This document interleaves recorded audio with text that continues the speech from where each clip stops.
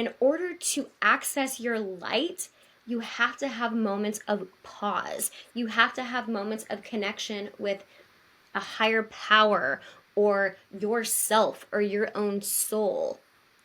You need to have breaks in the chaos that are just to nurture yourself in order to bring down the light and then emanate that light into the household.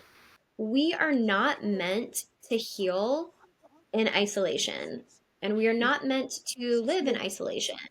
Loneliness is an epidemic in this modern world where people are buried in their phone and we're getting dopamine hits from swiping, but that is not providing the connection that our soul needs to grow or that our human needs to feel connected. The best thing you can do is surround yourself with people that are going in the right direction, that want to see you do well, that have your best interests at heart. Invest in those people, find those people. If you have those people, love on those people and double down on those people, and really just fill your life with loving connection as much as you can.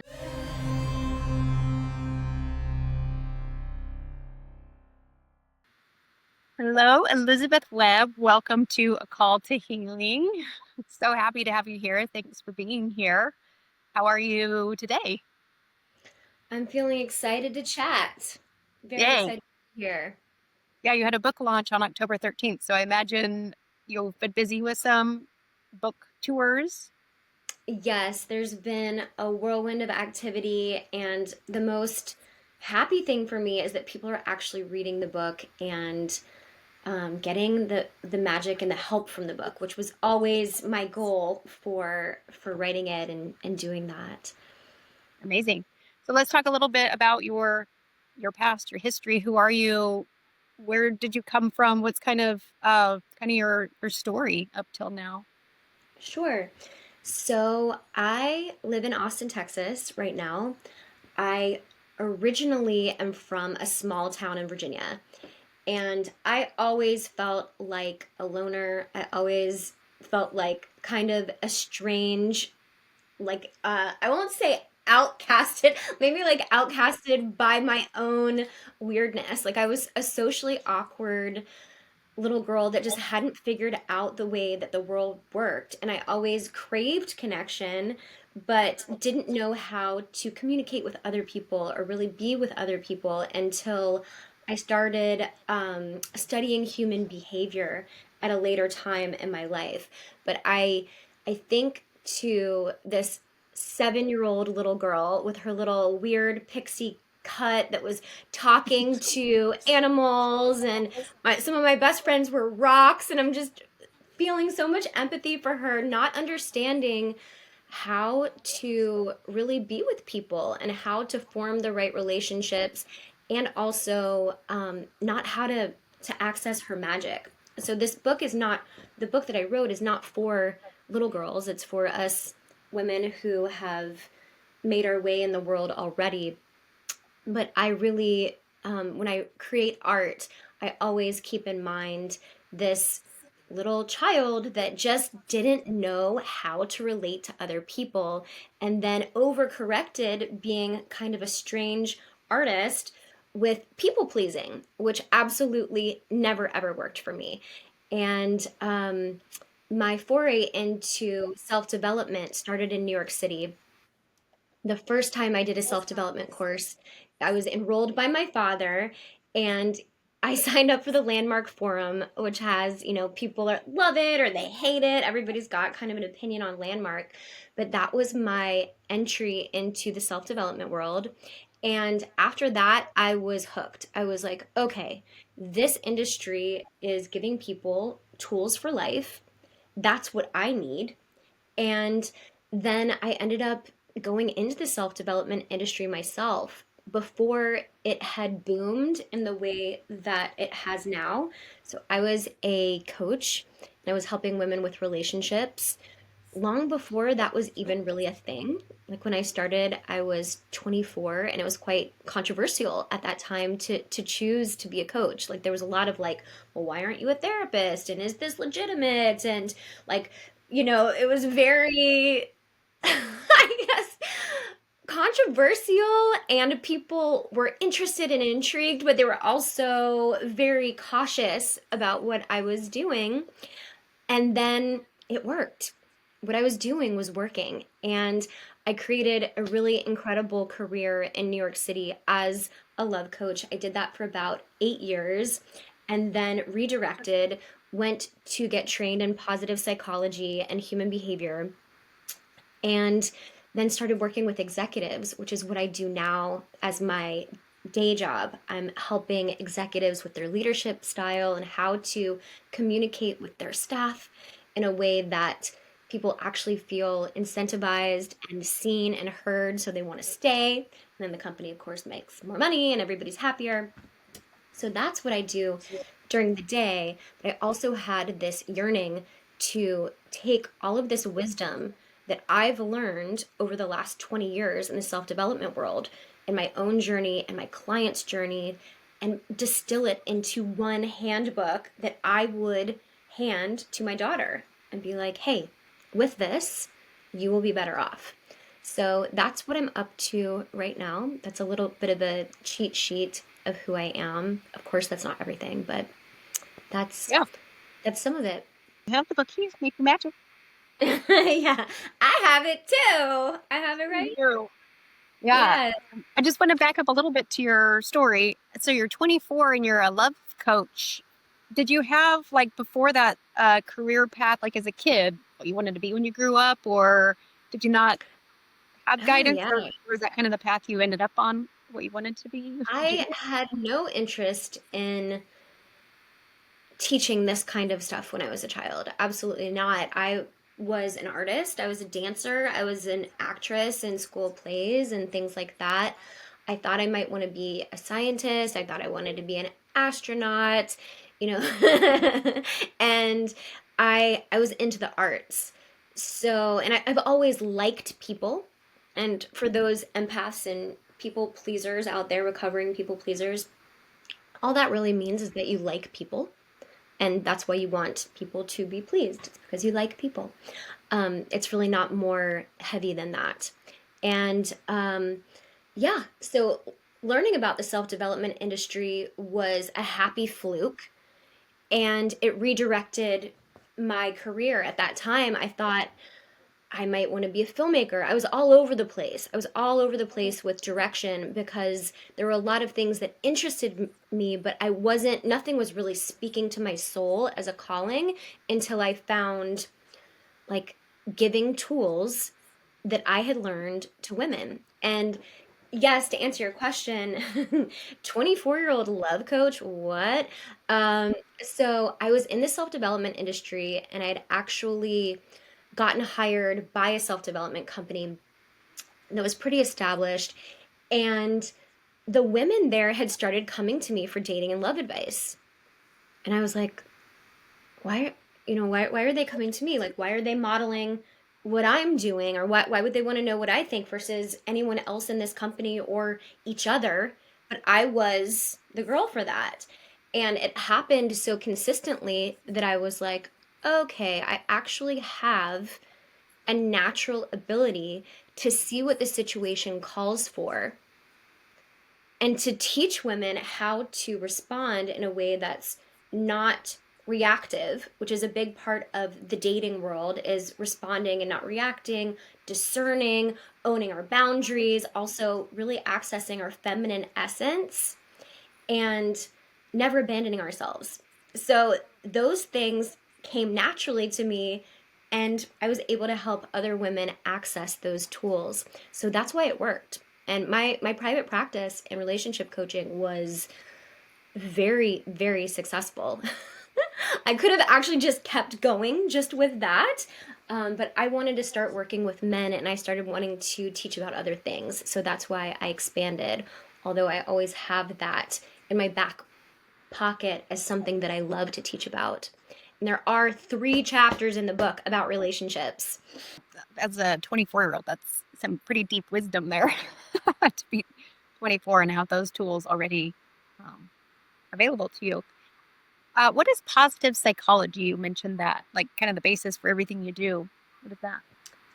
So it's one of the bases for what I do. I would not say it's the basis for everything that I do, but I get that because it's my handle online is positively Elizabeth. So people sometimes are like, "Well, that wasn't positive," and I'm like, "I know." That's because I'm positively a full, unapologetic human being.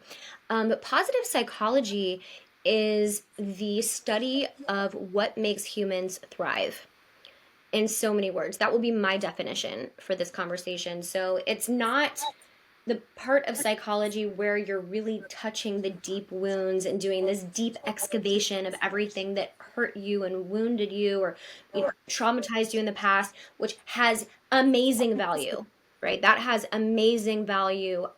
Love that work. Also, I have no desire to be a part of that work for people.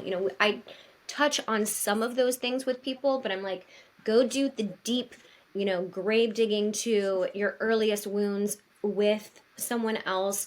We're going to come from like a baseline of you're okay, but something is feeling stuck. You're not getting where you want to go. Things aren't flowing the way you want them to. Maybe your income is like stuck at a certain level. Maybe you're getting enough dates, but it's not quite clicking. So it's the study of, they call it north of neutral. So if someone's starting out more like meh, not in deep crisis, but from a place of meh, that's where we go north of neutral to a place of thriving. And what are those tools? And being in a place of meh or stuck is actually pretty painful. Mediocrity is not what we're built for. So feeling those feelings that are just neutral has its own brand of pain that's very different than someone who's in deep crisis, right? So that's what positive psychology is about. Awesome. So when you're executive, your clients are typically executives and somewhat successful. So those are the ones that you're taking Yes, to they get, are they're already quite successful, yes. and you're taking them to the next level of joy and thriving. You said thriving. What is it like your typical client that comes and what is kind of their path and where they end up? Oh gosh. Well, I have one client who is an incredible artist, but also an incredible executive. She's in LA. And her biggest challenge when she came to me, usually it's always interpersonal. They think it's something else, but it's usually interpersonal. And then it's first, how do you relate to yourself?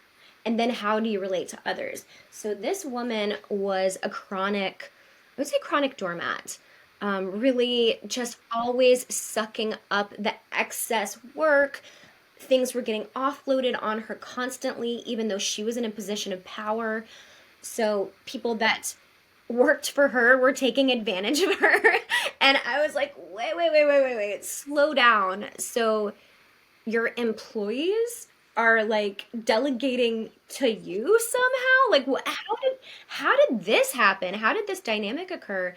And it really did come down to just this deep fear of rocking the boat, this deep fear of not being liked. She was competent, but she didn't have the ability to enforce boundaries. So if someone's like, hey, Susan, can I leave at 3? She'd be like, oh gosh, well, we need this other thing done by, I guess I'll just do it. No, no, no, go ahead.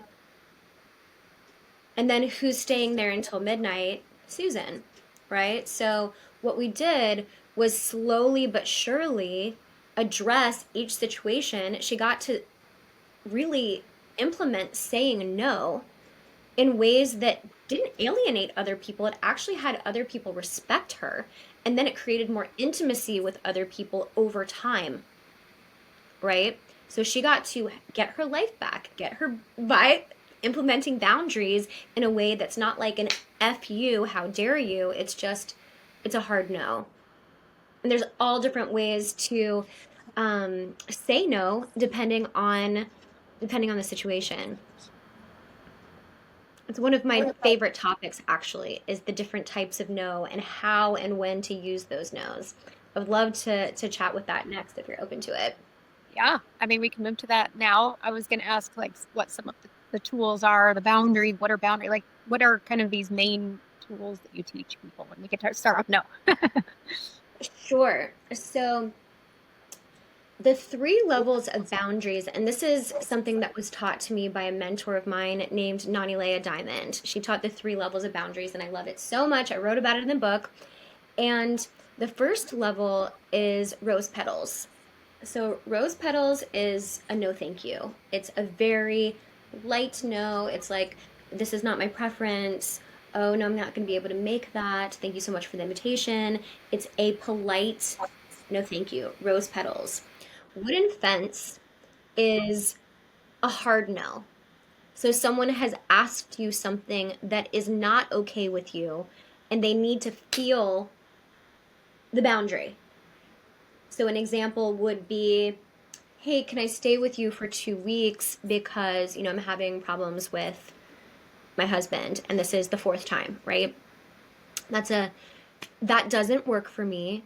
I know you'll figure it out on your own, but that's a no for me. That's not going to work. That's one example, right? There's many examples. And then the third level of boundaries is barbed wire. And barbed wire is just straight up, don't fuck with me.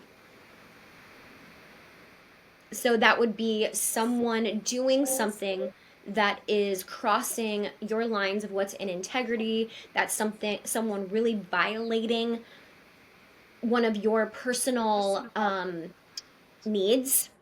So that's absolutely not. And here's the line. And they need to feel the, it's not just a like, no, thank you. And it's not a, no, that doesn't work for me. It's absolutely not. And it comes with a certain intensity of do not keep walking in this direction. So there is some quiet force that comes with that one that I love. And depending on the situation, sometimes the force does not need to be quiet. Sometimes it needs to go along with a restraining order or a cease and desist or whatever needs to happen in the physical world to really drive the point home. That's for more extreme cases, of course. And I love this subject of the boundaries and the different styles of no because women in general have had a really complicated relationship with the word no because many of us have said yes so many times because we didn't know what else to do.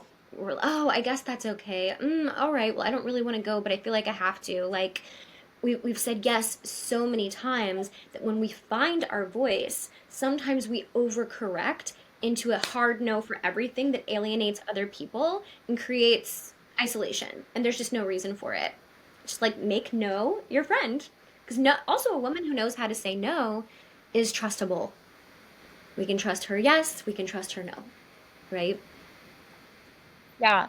And for how do women know or have an awareness of, or women, just anybody, an awareness that they aren't good at setting boundaries or they aren't good at saying no? Is that something you have to start with? Is like showing them that mirror, showing them that it is a problem? Or do most people have an awareness of their, doormat way of Well, I would being? love to know about your experience in this category. Do you feel like in your own life, or do you feel like women are generally aware when they have an issue with boundaries or they have an issue saying no? Do you think that's already in their awareness? What is your experience with that? Well, for my own experience, I have an awareness now, but maybe not before, but I've also done a lot of work and I have very firm boundaries and no's, but sometimes I find myself slipping back into old ways as well, but I work with a lot of people in the healing space and they're kind of on the path of this improving self. So a lot of the people I run into kind of have that awareness. Some of them just don't know how to deal with it or change it because it is this old program, this old pattern that they have. Yeah, I I agree with you. Most women that I encounter are at the consciousness level already where they are aware. Okay. They just don't know how to break the pattern. and they don't see how insidious it is and all of the places it's gone into their lives. They're like, I know, yeah, I've got it, I know, but they don't know how to rewrite the pattern, right? So most of the women that I come across, they are aware. And if someone's not aware, the question I would ask them is like, do you feel like your time is your own? And if you don't feel like your time is your own, then whose is it? It's your kids, it's your dads, it's your moms, it's your bosses, it's your, and I'm like, okay, so you're not in right relationship with your yeses and nos. That I agree with what And you there's a said. lot of I have to. That means I have to is running the show. And that means there's not enough no. There isn't. There's not a right relationship with the word no and the Yeah. word yes. Yeah, what we said earlier about the trust, a woman who knows her boundaries and her knows, it's absolutely true because I mean, I've had friends that they would tell me one thing and tell someone else another thing, and I can't help you if you're not like standing up for yourself. Oh, totally. I feel like that's one of the shadow sides of the profane feminine. So there's the healthy masculine, and then there's the profane overcorrection masculine, and then there's that healthy feminine, and there's the profane feminine. And the profane feminine is out of integrity. Like her word doesn't mean anything. And that could be for a number of reasons. It could be because she's afraid to tell the truth, so her truth or her words change all the time. Or it could be that she's people pleasing, or it could be that her moods change, like the wind flows or the breeze, her mood changes and her agreements change when her mood changes. And that's not really a woman of integrity. She hasn't found that yet. And, or whatever, some women never find that. And I really love these beautiful feminine like muse like creatures, and I have that side of me and I love that part of me, but we also need to land it with the backbone and the integrity that goes along with that to be trustable and make impact in the world if that's what that woman is here to do. Yeah. And many of us here. What are like I'm thinking of a mom who probably has a job, a husband, a kids, and she does feel like her time is not her own. What are some of the first things that she can start doing to improve that? Well, the obligations are real, right? And I don't have three kids, so some people are like, "You don't get it." And I'm like, "I hear you." And also too, I know mothers with three kids, four kids that have done work in this area, and they've faced every single part of themselves that would think that they're a bad mom for taking time for themselves. That's the kind of like societal thing. It's like, oh, you took a weekend. Oh, your husband's watching the kids. Oh, that's weird. Really? Or oh, you don't cook every night. You get like you do takeout, or oh, like this kind of judgment that comes usually woman to woman. Some of us are slave to that. So it's looking at that and anything that you're doing that's really to have other people think that you're a good mom or a good wife that's not your children or your partner, decide that it doesn't matter slowly but surely with small decisions. So And that's ownership, right? It's like somebody's like, "Oh, really? You do that?" And you're like, "Yes, I do, and I love it. Oh my God, it provides so much freedom for me." So it's breaking free of those kind of like sideways glances, and also facing it. It's not like, oh gosh, yeah, you're right. I know there's probably like seed oil in that or whatever the thing is. Like we have to just allow ourselves to be bigger in our desires for our own freedom and take up and ability to take up space while having a lot of responsibility. And yeah, decision by decision, it's either it starts with a Tuesday morning yoga class. How do I make that happen? The kids have to go to school. The husband needs that. How do I make that happen? You tell me. How do you make that happen? Like if it was life or death for you to make it to that Tuesday morning yoga class, you would figure it out. And it's these small choices that add up to I feel alive or I feel forgotten. So going a little bit deeper so they understand, is it worth? I mean, yes, it might be judgment from other people, but what do these women need to understand about themselves so they know, like, filling their own cup, self-worth? Like what are kind of those like lower level underlying issues that women have where they can't use their voice or they can't schedule their day in a way that heals them? What Well, I think there might be a lack of understanding that the woman really brings the light into the home. And what greater gift can you give your family, your husband, and your children than your light? And in order to access your light, you have to have moments of pause. You have to have moments of connection with a higher power or yourself or your own soul. You need to have breaks in the chaos that are just to nurture yourself in order to bring down the light and then emanate that light into the household. And to rip your family off of that because you're too busy making them happy by ignoring yourself, like it doesn't work like that. So it's a rewiring of how we think about energy. Like, oh no, I can't meditate because I have to make everyone their lunches. Okay, well, how can we figure out so that you can have both, or how can someone else do that for you, or how do we simplify this so you get to have moments of nurturing your soul to the extent that you feel like you can draw down the light, you have access to that because that is actually the priority. But because it's an unseen and it's not on the calendar, it gets ignored, and it's probably the most important thing. for women who don't understand that? Because it's been a journey for me that the feminine is receiving, it's trusting, allowing. It takes space because, like you said, without silence or space, we don't like get the information, the downloads, because we're so busy in our head.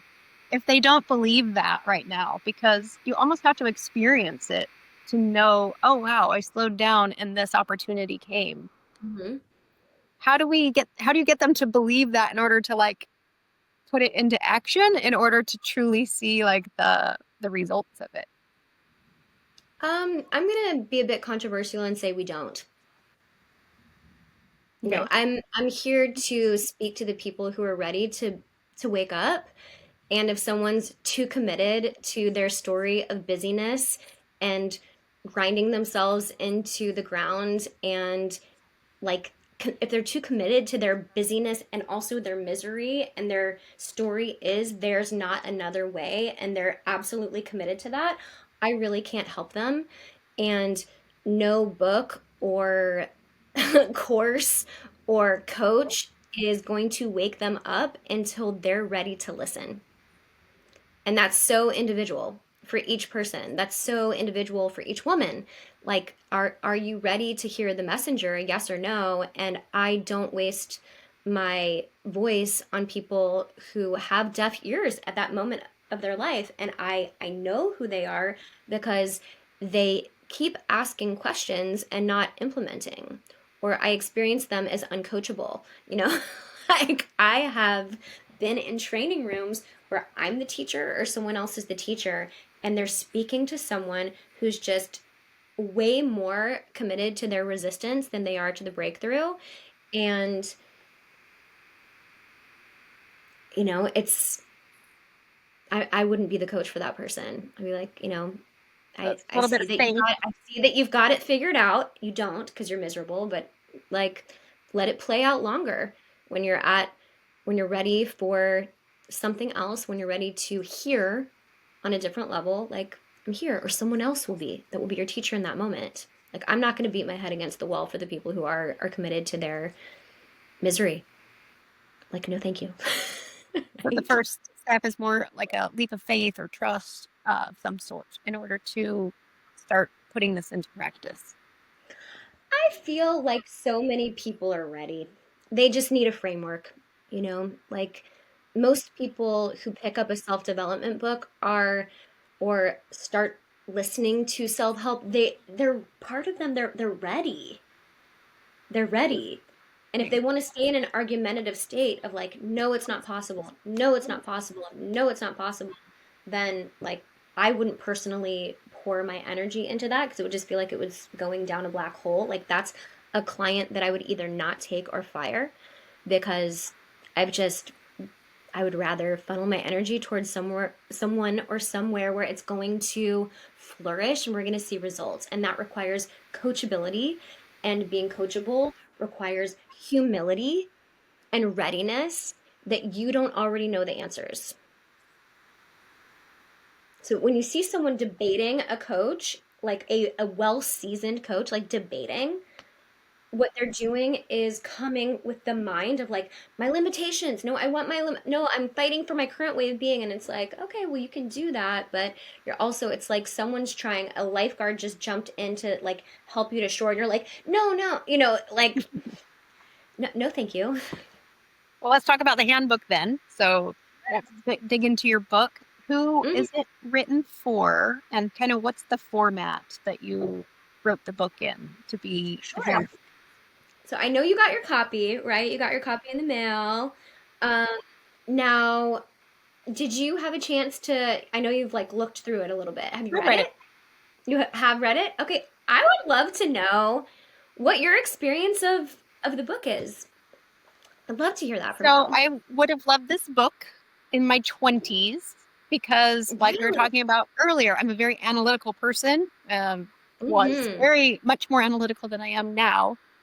And I was that person that was probably fighting coaches because I couldn't quite just lean into the faith of it. I wanted black and white lined out. This is how you get successful, or no, I have to work. I have to hustle. I was very much in my masculine, and that's Yeah. how I found, the first level of success is by sleep when you die, work, hustle, kill, just like burning myself out for just very masculine. So only like since 2023 have I like really been getting into my feminine and now dropping from my head into more of my heart to make. Mm, that's So, so recent. 2023, did you say? well, that year was my year of focusing on feminine. I mean, Wow. yeah, pretty much. Okay. 2021, a big event happened for me and I started the shift then, the waking up. But 2023 is when I realized how much I was in my masculine. So that was when I really went full in on the feminine. There's a balance. We need both, right? I'm sure you Of have your masculine course. moments where you're just getting stuff done, like writing a book probably took a lot of masculine energy. Absolutely. Absolutely. I did write this book. I needed to ignite my masculine to finish it. The resilience, right? Yeah. So yeah, tell me what were one of your takeaways? What did you or what was your experience of the book? So you mentioned it earlier, right? Well, hold on. The, the boundaries, because I can sometimes go actually to like two or three, like the fence or the barbed wire pretty quick because Yeah. um and I don't really know why. Maybe it's the masculine, maybe it's how I was raised. Sometimes I'll like put up the boundary faster than putting the roses down, and it can be abrupt. So that Hmm. one, um, that one kind of landed for me. I read it last week. I would have loved it in my 20s. I feel like now a lot of it was reminders Hmm. of how to be. Is this book for women of all ages or a different stage? This book was written for 28 and up, but Okay. really for I would say the sweet spot on this book is like 35 to 55. Okay. And the reason why I say that is because that's the age where we start asking questions like, is this it? Is this Yeah, it? I agree. My to-do lists and all of these responsibilities and all of these emails and all of these, you know, like it just starts to life starts to feel very heavy, and our pain pleasure ratio gets out of whack, and that feels really painful. And there often is not the right teacher that shows up at that time to say, okay, if you're asking, is this it? That's kind of like a low grade sadness that's in your system of like deep disappointment. How do we get your life back in a place where you can thrive and sparkle? And it's not just like mindset BS, it's what do you actually do? How do you reclaim your time? How do you reclaim your boundaries? How do you reclaim your yes and your no and these basic things so that your life feels like it's yours again? And then once it feels like it's yours again, how do you infuse it with as much joy and magic and intuition as possible so you're never, ever asking the question, is this it? Yeah, finding the play and the creativity Yeah, and you're the going, dance. I love being alive. Yeah. And that doesn't mean I don't have pain. That doesn't mean I don't have heartbreak. That doesn't mean any of these things, because it's not about bypassing the brutality of life because we can't.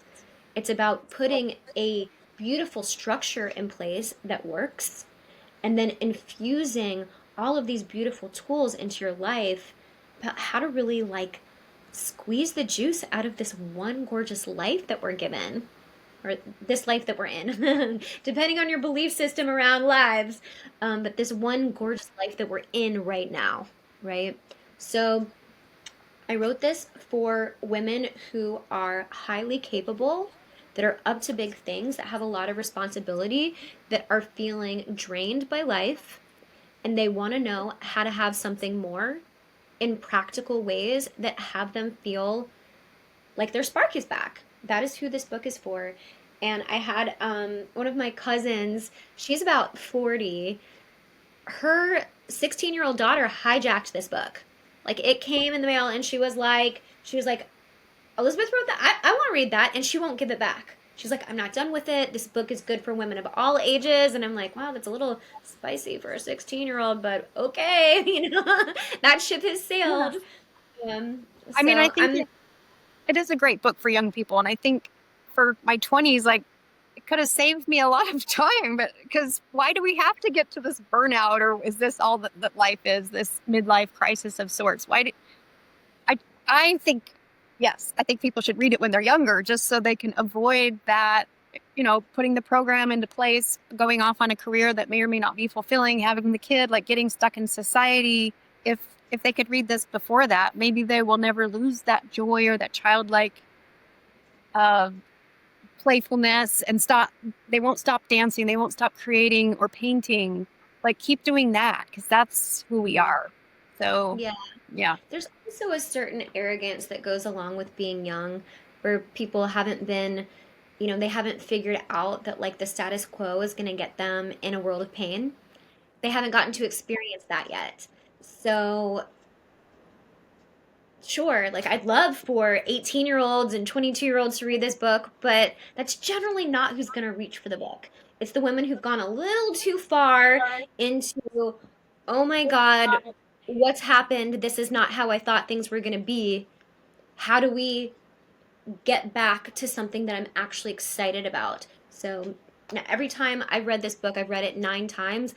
I learned something because I wrote it a while ago, and then I edited it to a place where it was just lighthearted enough and entertaining and flows and feels like a conversation. So I feel really proud of this book. I would hand it to any woman that I care about.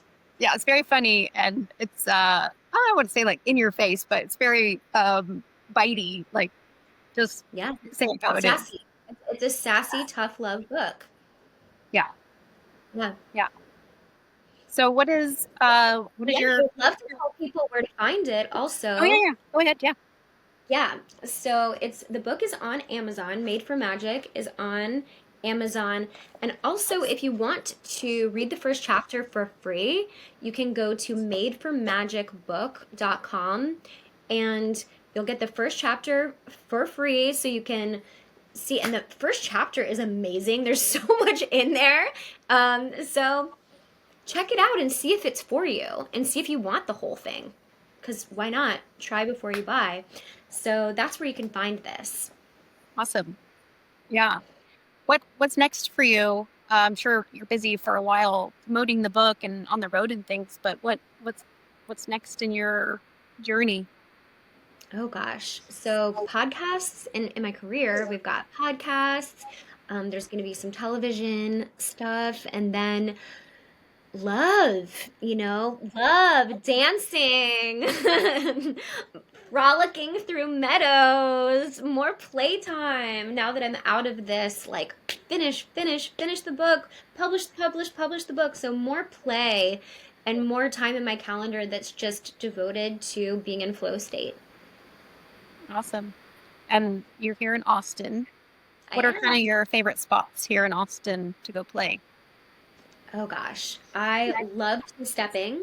So I love live music. Even if it's not my style of live music, I will check it out. I love all live shows, and dancing is big for me. So two-stepping venues, I like Sagebrush, I like White Horse on certain nights. There's a little spot called Jenny's Little Longhorn that's just been there forever. I love the history in these old Austin places. So yeah, music and dancing is where it's at for me. Awesome.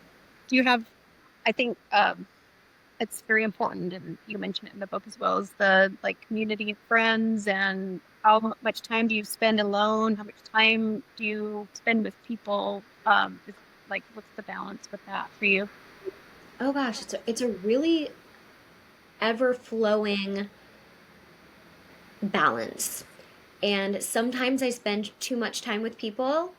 I'll overcorrect. I'm like, oh, I've had too much time with people and I need to replenish. And sometimes I'll be like, okay, I've been alone with my work so much.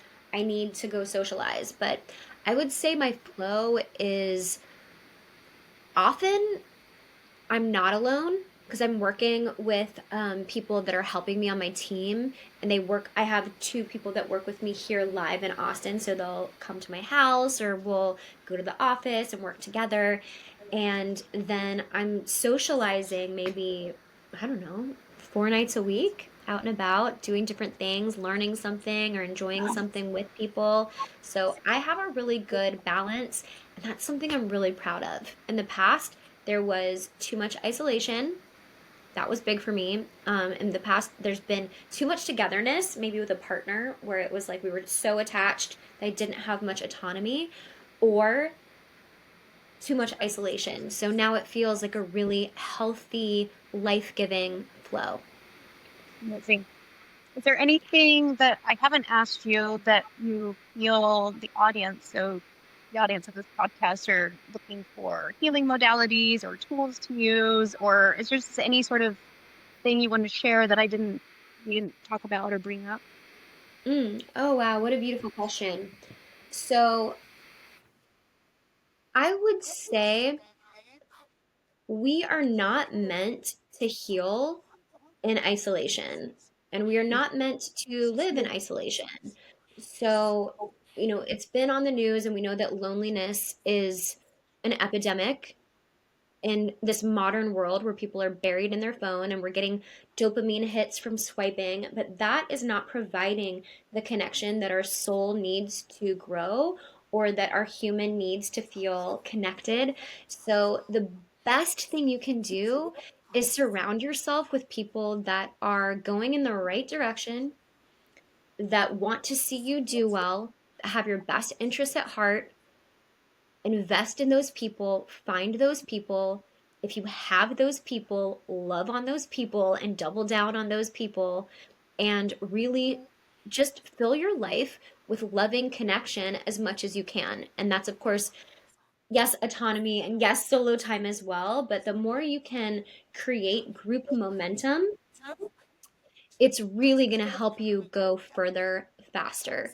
And that's something that I wish I had taken seriously sooner. I tried to duke it out with life on my own for so many years because I didn't want anyone to see me when I was struggling or not in a perfect moment. I would hide. Big mistake. Big mistake. Surround yourself with the right people. Tell them the truth about what's going on. Create those intimate relationships with community and live like that. Yeah, Prioritize that. definitely agree. And my last question, even yeah, Okay. you're on the market, right? You said love. Are you looking to date? Is that what's coming? Great question. So I am currently dating and I'm dating intentionally. And I am not in a committed relationship at this time. I'm going out with some lovely suitors and seeing what happens, but I do feel that love is orbiting me, especially as I've launched this book because it felt for a period of time I was single but not available. And we all know those are two very different things. There's single and ready to mingle, heart wide open, available for love. And then there's single but closed. And I was single but consciously closed and nurturing my career and my book and my this light that I wanted to share with the world very sacredly.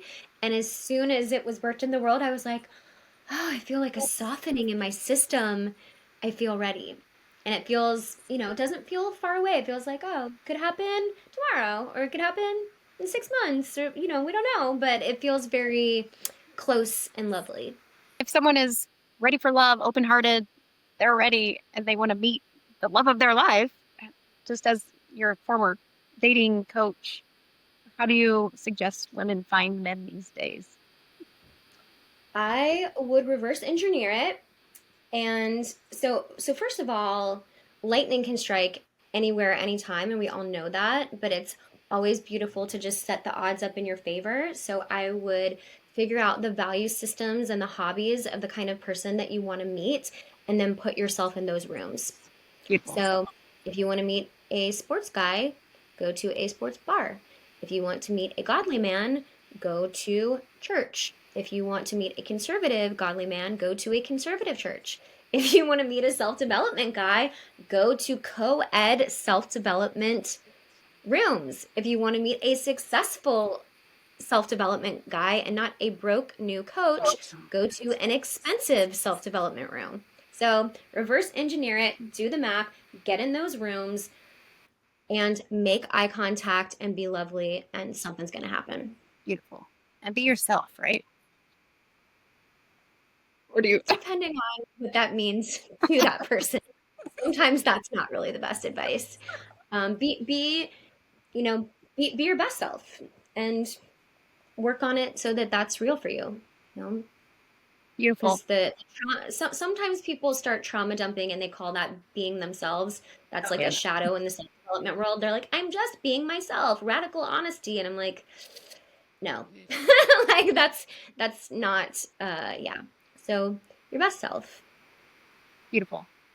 Well, thank Hmm. you so much for the interview. And I'm hoping ladies, 35 to 55, 50, but also 20s, I would say, to go out and Yeah, get your book. And thank you. yeah, Madefromagicbook.com is where you can read the first chapter for free. beautiful. Right. Thank you so much again. And I'll hopefully see you around Austin. Yes. You have been listening to A Call to Healing. We hope today's conversation with Elizabeth Webb opened something new for your own healing journey. To learn more about Elizabeth and to pick up her book, visit positivelyelizabeth.com/book. This podcast is sponsored by Senavita, a platform that helps practitioners spend more time in service and less time in the back office.